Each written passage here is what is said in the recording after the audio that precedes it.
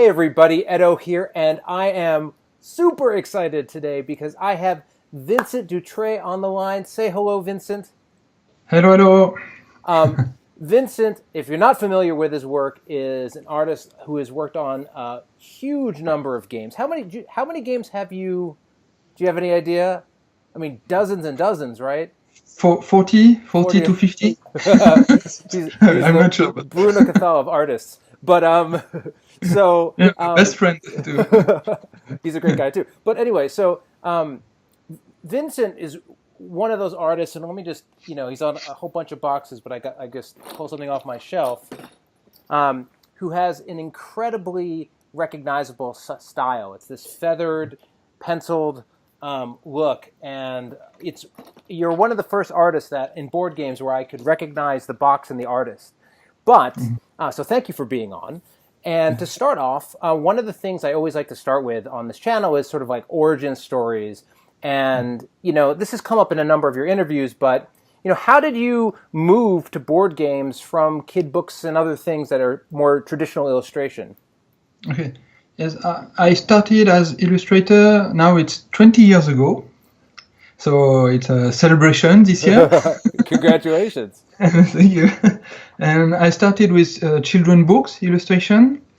And 70 years ago, I started to work with Asmodee and Jeux des Cartes and French board game publisher, step by step. And so, but in board game industry was very different than today. Sure. So I just start step by step, not many games, and then I stopped to work for board game industry, more for children book and role playing games. And 10 years ago, I came back in board game industry with the help of Sébastien Pochon and Malcolm Braff from GameWorks, designer of Jaipur. They contacted me and say, "Hey, do you want to do board games more again?" Say, "Well, yes, let's try." And step by step, boom. and it went from there. And actually, Jaipur was I do top 10 games that I've reviewed each year, and I reviewed it this year. And that was my top game. So I'm a big fan of that game. But so they brought you back in, and so were you always playing games on your own? Did you start playing games after you started arting them? Like, how did you start developing your interest in board gaming? Yes, when I was teenager, I played board games, but not many. But I really enjoyed this. And as many people, I moved to video game. Because with my first computer, Atari, etc., like this, video game. So and I totally stopped to play board games. But when I started to work with Asmodee, step by step, more and more. But I don't have many players around me to play. Oh. And maybe since a few years, I play more and more and more every week with friends or my family every weekend. And I like to, when I do something, I like to go very deeply. So to be very involved. Right. When I started to come back in board game industry, I read many things, watch many videos, and play many games. And now, I'm a pure gamer now. And you're living in South Korea, right? Yes, right. I mean, how did you? What point did you move to South Korea? Have you been there for a very long time? I mean, I know nothing, right? I mean, how did you get there? My wife is Korean, so it's the first reason. It's a good one.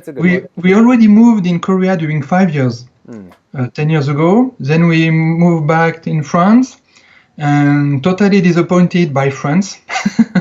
Life is so complex and so expensive. So we decide to live in Korea. So now I'm in Korea again from 4 years now, and it's very good for children, for education, for life well-being, like this. Sure. And for me, it's perfect also to work and.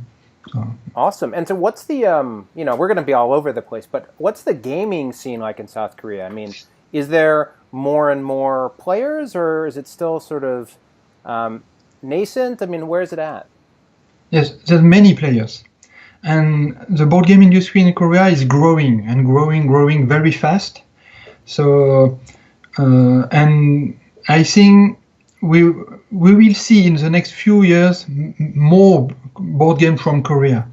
Now I'm working with Mandu Games as creative director too, so I can do the link as to do sourcing, to find international artists, or I know so many designers now as Bruno Catala, Feduti, and more, so I can do the link between Korea and Europe. So I think the board game industry in Korea will grow fast, very, very fast, and in a very good way, I think. I think so. Awesome. That's exciting. I have a lot of experience and time in Japan, but I've actually never been to South Korea. You're welcome. Well, it's quite the invitation. Actually, my wife, her family is from Japan and Korea, and so at some point we're going to travel back there. But we've got kids now, and it's always complicated. But we will get back there. So we talked a little bit about what you've been doing. Are you exclusively doing board games now, or are you still doing other art as well? Yeah, board game, only board game, because awesome. I continue to do children books step by step, but the conditions in France are worse and worse. So I decide to stop and to be involved 200% in board game, only right. Board game every time, every day. So. Awesome. Well, and actually, so that brings me up to a bunch of board game questions I have for you. One of the things that was really interesting is, so for those who don't know, we've been talking about you working on a Pencil First Games, which is amazing. But part of that, and when we were talking, I sort of assumed incorrectly that you did the illustration and that was your focus. But when we were talking, you said, well, no, I like doing the illustration and the graphic design and the UI and actually the layout and the rules and manufacturing and prep, which for the caliber of illustrator you are, I'm not used to an illustrator also wanting to do those other things. Was it always that way? Did something happen to you and you wanted to, how did you start doing everything? Yes, I think there are two reasons. The first one, I have bad issue. Because I'm working on a traditional way with pencil and brushes, acrylic painting like this. So I think it's very different to handle this kind of pieces as different than computer graphic. Yeah, digital art, right. And when I came back in board game industry, everything was okay with GameWorks and some publisher, but I have some bad feeling with some printing or use of my illustration I don't like, because graphic design was too Photoshop style and boom on my illustration. So I say, maybe I should try to do this step by step, because I already know how to use computer, Photoshop, etc. Sure.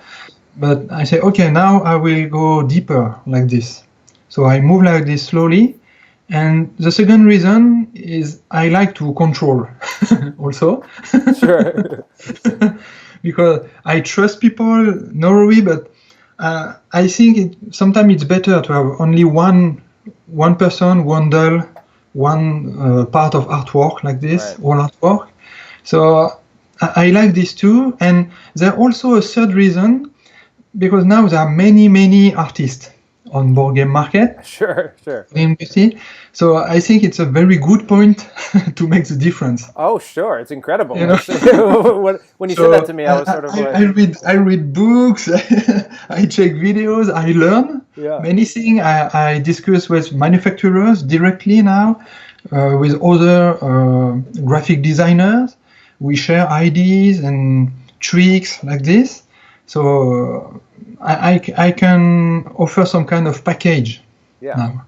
I mean, from a publisher perspective, it's awesome. I mean, especially because your caliber is strong across the board, right? But it will give a much more cohesive, unified look and feel to the product, right? And it feels like one note, if you will. I didn't realize, again, before I knew that you did everything, looking back at all those products, a lot of them really have this really unified look, and it's obvious why.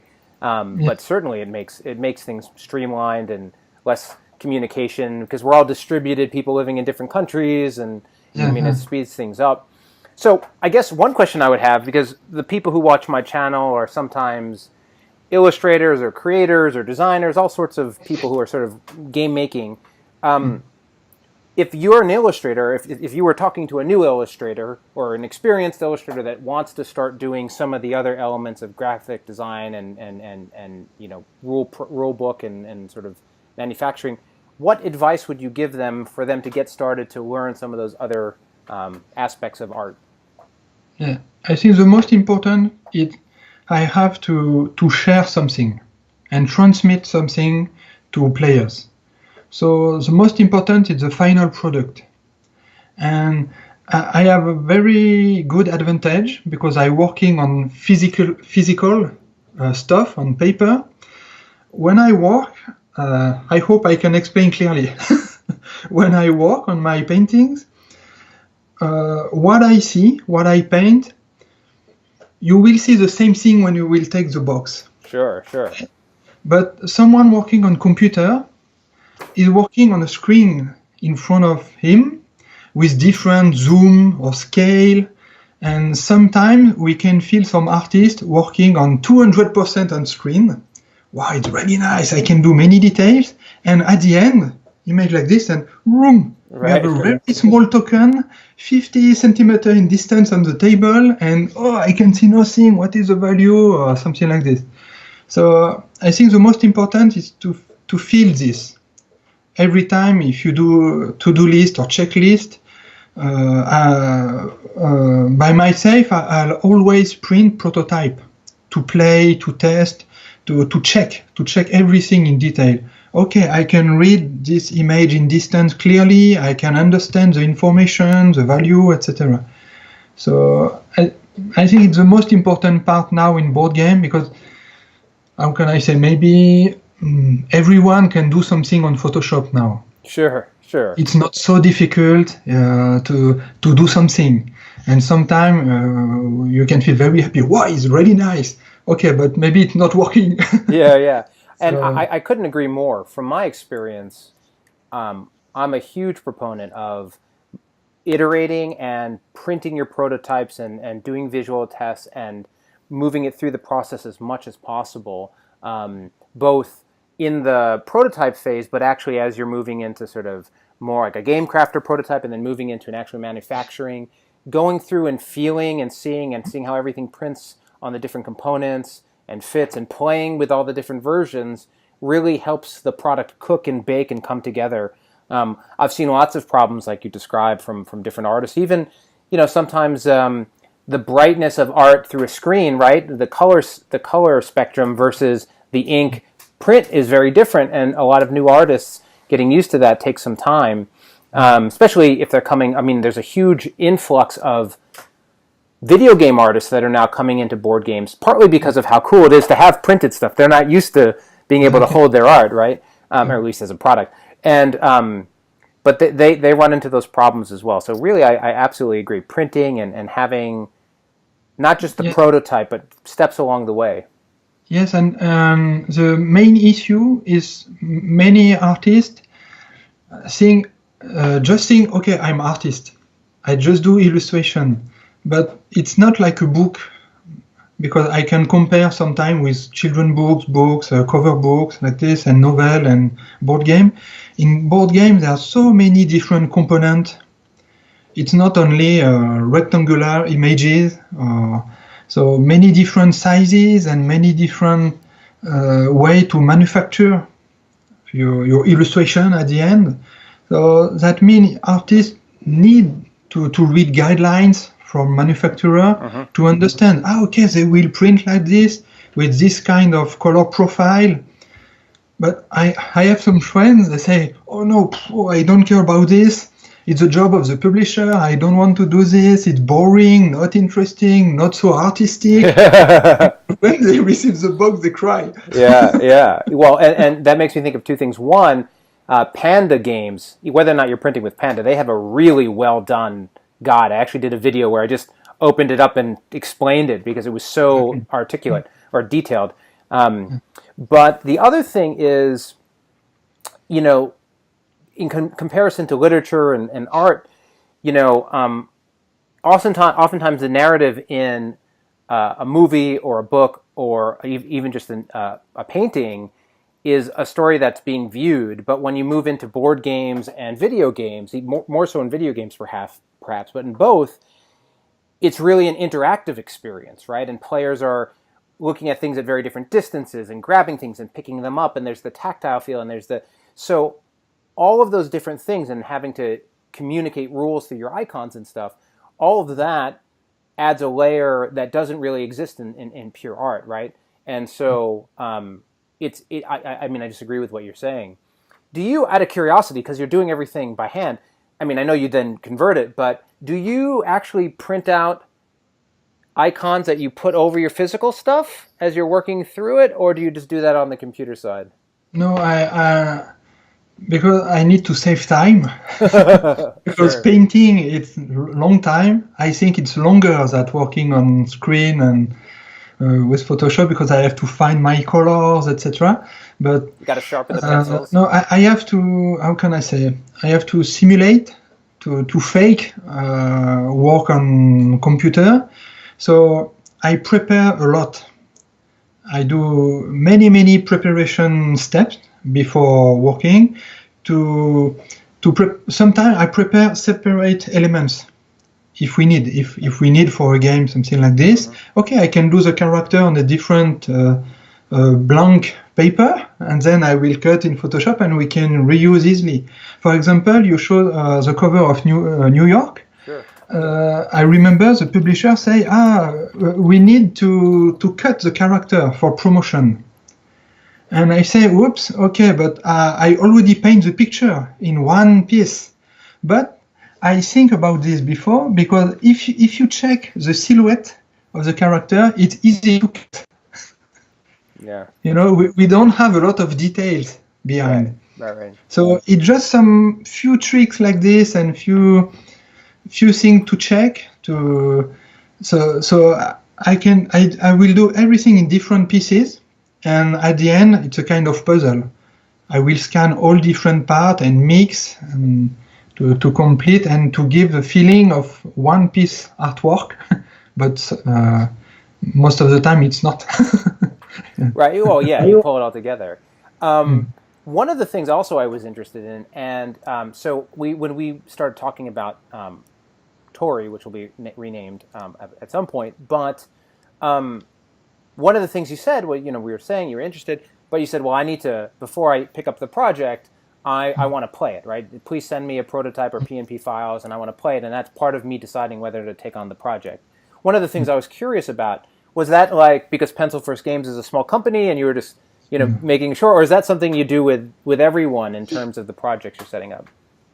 Yes, for everyone. And for several reasons, for bad experiences in children books, because I became to a point that some publisher for children books say, okay, do the cover, and we just give you a brief. I say, no, I need to read the book. I want, and I need. I say, no, don't care. We don't have time. We need to save time. It's easy. Just one character like this, blah, blah, blah. Okay, I say, okay, stop. So, and also because I know my art are more and more famous in board game industry, I receive many offers to work. So it's some kind of luxury, but I have to choose. I can do all the board games. Sure. I receive the whole project. So first step, I play, and so I can feel if I like it first, and second, I can feel what can I do with this. Is it interesting to ask me to do this game? Right. Because maybe sometimes there's some casting issue on some games. Sure. We can enjoy a game and say, maybe illustrations are too dark or too mature or too childish, something like this. So yeah. So I try to feel this also. Yeah, well, and I certainly think whenever I'm working with artists and designers and everyone involved, hopefully a game has like a spirit, right? Like a really true vision and experience and aesthetic it's aiming for. And the best way for players and the developers and artists to understand it is to play it, right? To experience it. Whenever sometimes when I'm you're working with somebody, whether they're a graphic designer or an artist, and they give you something back that doesn't seem connected. Sometimes it's really fundamental, where it's like maybe we need to talk about the game and where it's coming from, because it seems like you don't maybe understand the what we're going for, right? And so I think playing the game is a great way to do that, and that's why I sent you copies of the game. So switching gears, a quick question. We've talked about digital, and and you mentioned Jaipur earlier. That was really interesting to me, because what was so interesting is the original game. It's a great game, but it has good art. I mean, it's fun, and I like the art. And at the time, I also looked at the digital game, and that's where I was like, oh, this is all Vincent's art. And I was really curious about it. And actually, I looked up an article about how, the assets weren't prepared right, and it didn't make. I mean, there's a lot of functional reasons, practical reasons you did it. But what I was curious about is, have you done a lot of digital games? What's your, you talk so much about how you bring this physicality to board games, and that's why it's such a successful medium for you. What has it been like to do the digital games? I did only Jaipur for now. That's it. That's the only one. Yes, that's it. Oh. Because the reason, when Sébastien Pochon decided to do the application, he thought, maybe the game works well, sell well on a physical copy, everything is okay, but maybe it's time to refresh. Maybe it's good time, and maybe it's a good point to refresh. And because on the application we have much more things to show, like a campaign, and you can build your palace like this. There are many different things.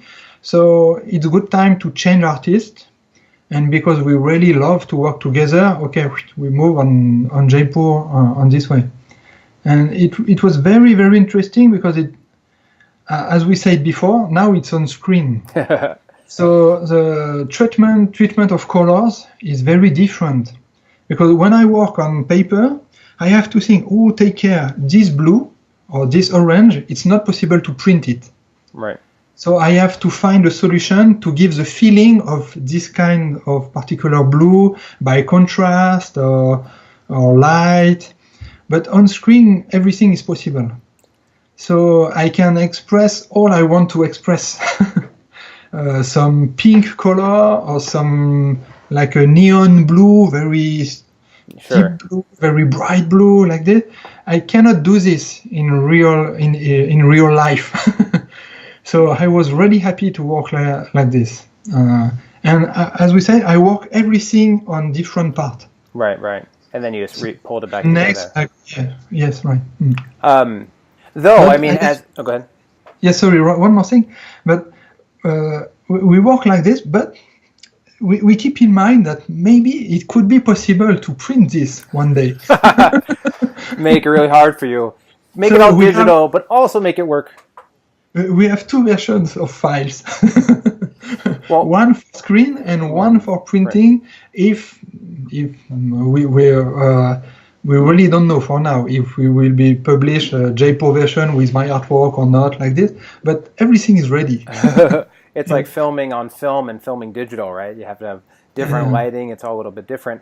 I mean, two questions come to mind. One is, one of the things, I've made lots of video games and worked on all sorts of platforms and titles. And one of the wonderful things about a board game is the graphic design. You don't need any engineers. More than just the color, where you put the art, what you want it to look like, how you want it to sit, it just works. And on a video game, you need an engineer to be setting up the layers and making everything sort of fit together. And oftentimes, the artist hands over pieces and then gives a reference, and then the engineer is making it all work. Did that happen on that project? Was that a challenge for you, or? Yes. We have Meeple Touch handle all of this. Eric, the guy named Eric, and did a very good job and prepare many things for me. Some kind of layout or some like specification sample. To say, take care, because you will paint your illustration in real life like this or like this, but at final, I need this or this different scale, different size of images. So we prepare everything in detail before. So on my side, I check everything to be sure that the scale will be nice at the end of the screen. Right. Same level of sharpness, same level of blur on some part. So I think it's working fine now. The game looks great, but you also have to deal with phones and Retina displays and different sizes. I mean, working on a iOS and Android devices is and it's funny because maybe it's the first application with traditional artwork. Yeah, well, no, there's some really incredible art-driven apps, but it looked great. The other thing that, just on the video game side, that I thought was interesting is video games offer sort of the passage of time and animation, right? They let you do different tricks and techniques with the art to bring them to life in a way that isn't as possible in physical. Is that something you did, or did somebody else do that? Was that interesting? No, I just did the illustration part for this one. And any sort of motion and all that was handled on their side from their team. Yes, and with a lot of preparation to explain to me clearly. We will move this like this, and maybe we will see this on screens, but we need this to scroll or something like this. Well, in 5 years, I hope you're going to be the guy doing that. And you got to learn, read the books. I already have too many works.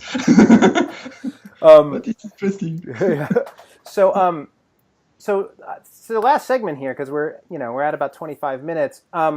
Like, one of the things I'm curious about, because you do so many projects, at any given time, how many games do you think you're working on?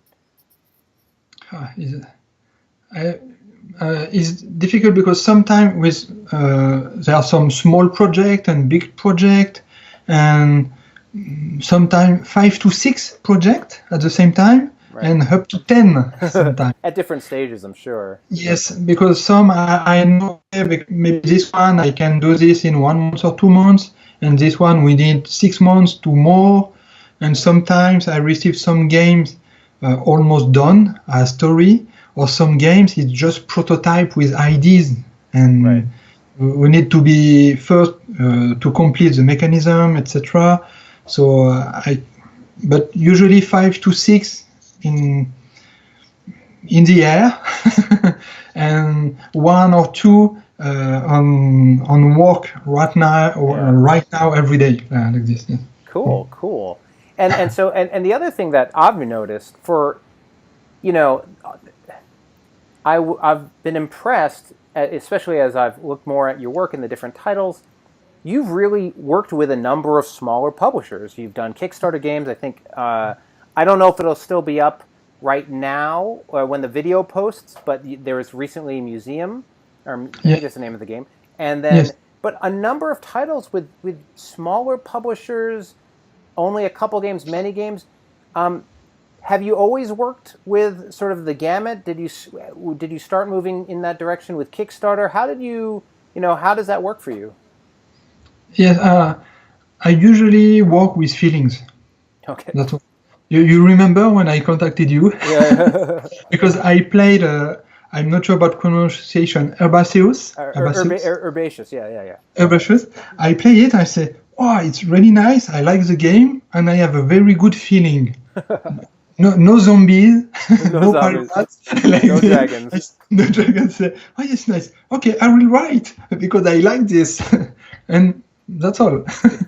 Well, and I'm not afraid to write to big publisher too.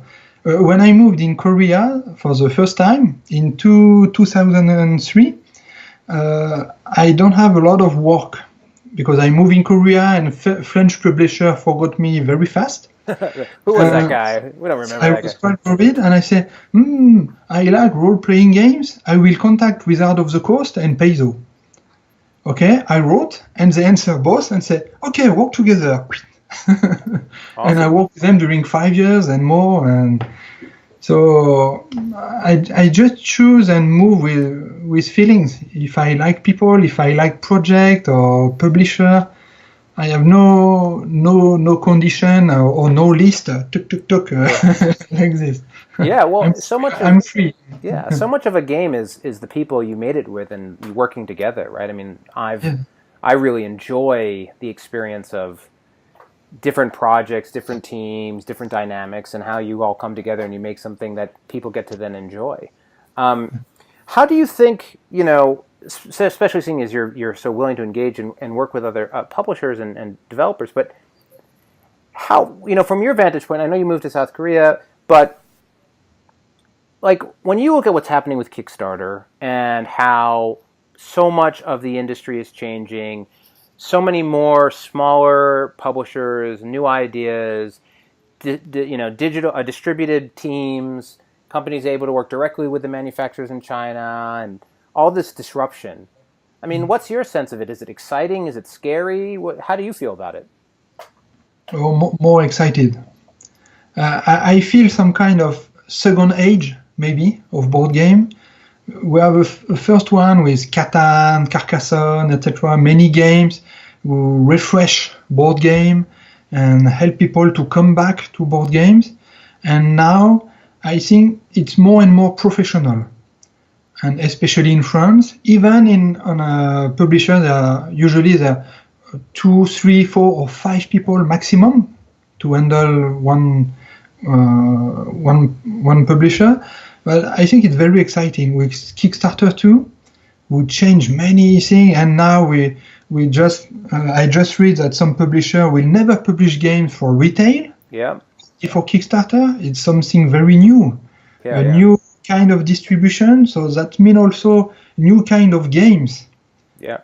Not a new kind of theme, of stories, of artwork. So I see there's a plus and less, and I think it's more exciting than frightening. Yeah. I think so. Yeah. I mean, I agree. I think there are a lot of different. It sort of depends as industries change, as markets change. There's some winners and there's some losers. So when somebody says, "Well, we're going to skip retail and skip distribution," well, what does that mean? I mean, I think there's all these also opportunities from the player side and from the retail side to work with and understand the markets and create solutions. At the end of the day, as I'm sure you know, when you have the full chain and the 50% of MSRP and the 10% of distribution and this and the manufacturing costs, your component and quality line is the margins really restrict. But as some of these avenues and direct sales have opened up those margins, it's changing. Now, in the video game industry, as any new platform comes out, you see this race of quality, and oftentimes that starts hurting because people can't, the amount of the effort to be successful on Kickstarter today is way higher than it was 3 years ago, just in the art and the layout, and so it makes it challenging. But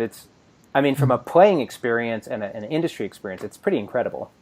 Yeah, I'm just worried about some kind of how can I say, on some product, some kind of over product or over narrative product. Because now your publisher have to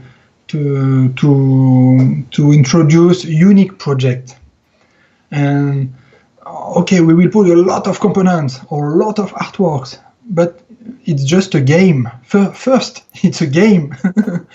Sometimes I play some card games, and I say, okay, the game is perfect, but I don't need artwork, maybe, or not so elaborated artwork, but simple, or sometimes we say, no, components are poor, we need more, I need figurines, or something like this. I'm worried about this, some kind of balance, not so good in the future, because publisher will rush to get the beautiful product, blah, blah, blah, but sometimes the balance is not good with the game. Right. No, absolutely. And it also is a situation where, as there's this avalanche of games, as there's all this product entering the market, you mentioned Atari, as all of these games come, suddenly you have as many good things as bad things, and bad things that look good, and good things that, and at some point the audience says, you know what, this is too much, I don't care, I'm going to stick to the 3 things I like. It's just too much noise. I can't make a selection. And, if you go on iOS on the mobile market, there's, 1,000 games a day, right? What are you gonna do? And so you still have huge winners. It's just that you also have lots and lots of losers, right? So it's a challenge, but it's exciting. And I'm all for the blending of mediums and things that are a little bit more story driven and play different. But another game in that list that I loved this year was Fuji Flush, which is, I don't know if you've played it, but exactly the cards, it just says 1 to 20. They're really pretty, but it's 1 to 20, right? And so I think there's lots of room for that kind of thing. But I've taken a lot of your time, and I appreciate it very much. It's been a great conversation. But I'm going to close up. We're going to talk a little bit, see if I can get you to do Tori. But we will go from there. Everyone watching, thanks so much, and thanks, Vincent, for being on. Yeah, thank you. You're welcome. Yeah, see you. Yeah. Thank you. Bye. Hey everybody, Edo here, and thanks for watching Gaming with Edo. Reviews over here on this playlist, League and Insider videos over here on this one. Subscribe, share, all that good stuff. But most importantly, play some great games. Thanks.